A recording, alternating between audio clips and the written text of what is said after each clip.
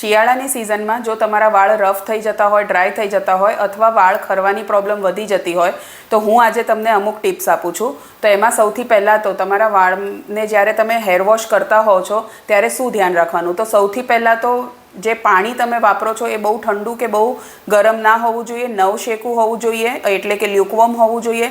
બીજી વસ્તુ, બહુ જ સ્ટ્રોંગ કેમિકલવાળા શેમ્પૂ નહીં યુઝ કરવાના, બને ત્યાં સુધી સલ્ફેટ ફ્રી, પેરાબેન ફ્રી શેમ્પૂઝ યુઝ કરવાના. અને દરેક હેર વોશ પછી તમારે વાળમાં નીચે કન્ડિશનર લગાડવાનું. અને વાળ ધોતા પહેલાં અડધો કલાક કે 1 કલાક તમારે વર્જિન કોકોનટ ઓઇલ વાળમાં લગાડીને રાખી મૂકવાનું અને પછી હેર વોશ કરવાનું, જેથી વાળની જે ક્વોલિટી છે એ મુલાયમ અને સોફ્ટ થઈ જશે.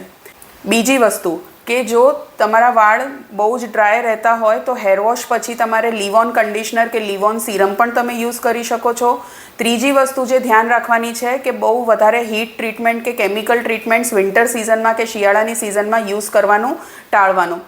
ચોથી વસ્તુ કે તમે પાણી કેટલું પીવો છો, હાઇડ્રેશન રાખવું બહુ જ જરૂરી છે. શિયાળામાં આપણને ખબર છે તરસ નથી લાગતી એટલે આપણે પાણી પીવાનું ઓછું કરી દેતા હોઈએ છીએ.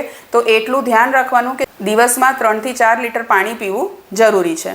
પાંચમી વસ્તુ, ખાવા પીવામાં ફ્રૂટ્સ, વેજીટેબલ્સ, કઠોળ, દૂધ, દહીં, છાશ એ બધું પણ ધ્યાન રાખવાનું. ફ્રેશ વેજીટેબલ્સ પણ ખાવાના રાખવાના. અને છઠ્ઠી વસ્તુ કે આપણને ડેન્ડ્રફ થઈ જતું હોય, સ્કેલ્પ સુકાઈ જતું હોય તો એની માટે માઇલ્ડ એન્ટી ડેન્ડ્રફ શેમ્પૂ તમારે અઠવાડિયામાં 2 થી 3 વાર યુઝ કરવાનું. શેમ્પૂ લગાડીને સ્કેલ્પમાં રહેવા દેવાનું 4 થી 5 મિનિટ અને પછી એને પાણીથી ધોઈ નાખવાનું. સો આ રીતે તમે શિયાળામાં તમારી વાળની સારી રીતે સંભાળ કરી શકો છો.